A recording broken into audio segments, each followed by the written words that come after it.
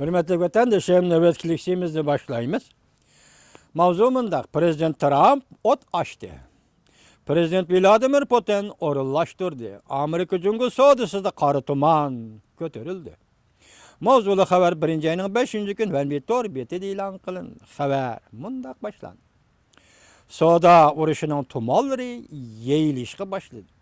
Amerika'da yeni sayılanan Prezident Trump kimni vazifeye koyuş tefekkürü boyunca soda uruşu planını ottur gelip çıktı.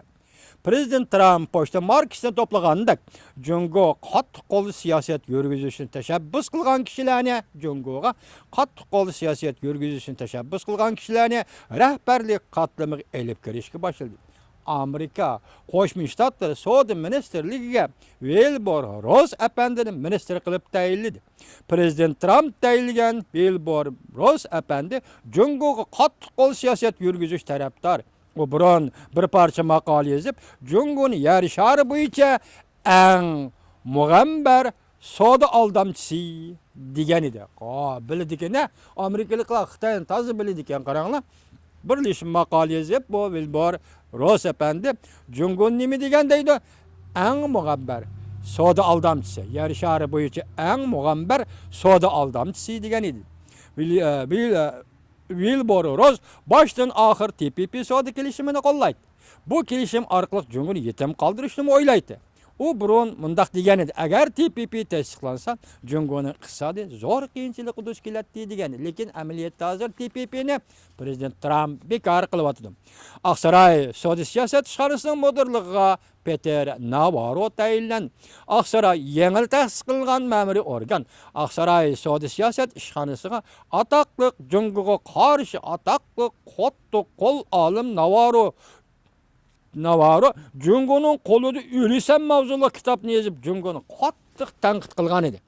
Endi AQShni anda tayinladi. Hozir bu obrazlarni, bu personajlarni biz sizlarga tanishtiryapmiz vatandoshlar. Jungo Amerika savdosi Amerikaga zo'r ziyon keltirdi deb hisoblagan. Navarro burun ko'p qatim Tayvan bilan bo'lgan munosabatni kuchaytirishni taklif qilgan. Washingtonning endi bir Jungo siyosatini tilga olmasligi to'g'risi taklif bergan. Navarro Wilbur Ross bilan birlashib maqola yozib, Jungo yer shari bo'yicha eng muğambar soda aldamchisi degan maqolani yozgan kishi edi. Peter Navarroning vazifaga tayinlanishdan Jungo cho'chib ketib, Tashqi ishlar ministrligiga bayonot e'lon qilgan. Prezident Trump Amerika savdo vakillari ishxonasining savdo vakilligiga Robert Lighthizer apandini tayinladi. 1. ayning 3. kuni 69 yoshli Lighthizer apandi savdo vakili qilib tayinlandi. Lighthizer apandi ham ataqli qattiq qo'l odamdir. Savdo urushi qilishning moyiri. O'tmishda Yaponiya bilan savdo urushi qilgan. Ya'ni bir tarafdan Amerika savdo vakili ishxonasi deganimiz tushunish kerak. Shuni bilishimiz kerakki, ba'zi kishilarga tanishlik bo'lmasligi mumkin.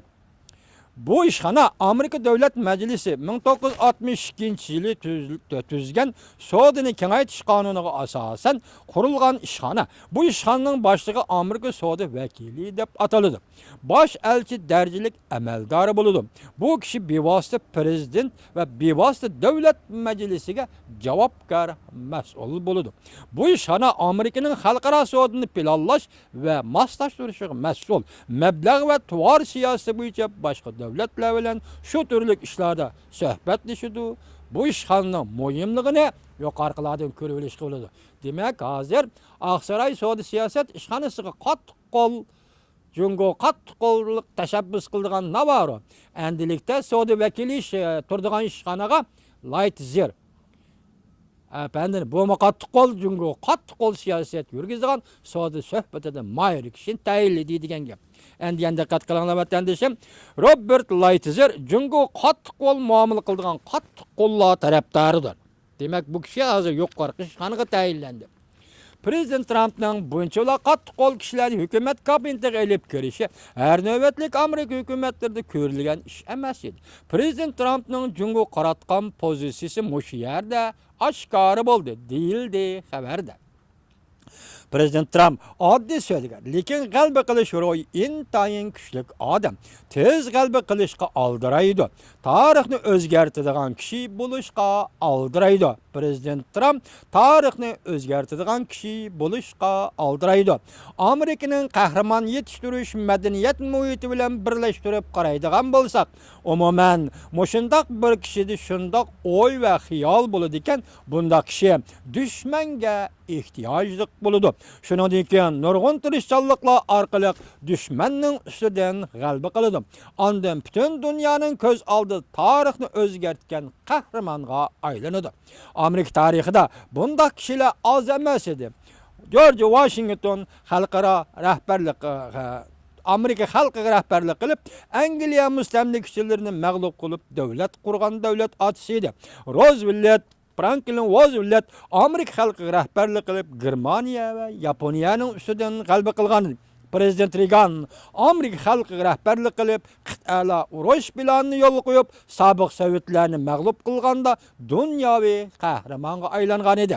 Amerikaga rahbarlik qilib, tuhfa yaratgan prezidentlarning o'rtaq aloyidaligi shuki, ularning hammasi dushmanning ustidan g'alaba qildi. Demek bugün Prezident Trump'ni yuqorqi prezidentlarga o'xshatyapti vatandoshim. Amerika kimni dushman deb tanlab oladi? Elishning chiqish nuqtasi tarafidan belgilanadi. Bugungi dunyodan aytganda agar chiqish nuqtasi harbiy ishlar bo'ladigan bo'lsa, shubhasizki Rossiya Amerikaning zo'r dushmani bo'lib qoladi. Agar chiqish nuqtasi savdo ishlari bo'ladigan bo'lsa, shubhasizki Jungo Amerikaning zo'r dushmani bo'lib qoladi. Prezident Trump'ning söz iboralari va uning tafakkur yo'lidan qaraganda aniqki savdo urushi usuli orqali o'zi dushman deb qaragan dushmanning ustidan g'alaba qilish yo'lini tanlab oldi. Demak, Jungo bilan Amerika o'rtasida biz yuqorida ko'rsatganimizdek savdo urushi partlaydi degandek. Bu ish bizning hoşyar bo'lishimizni qo'zg'ish kerak deyildi xabarda. Prezident Vladimir Putin nima degan aqlli odam?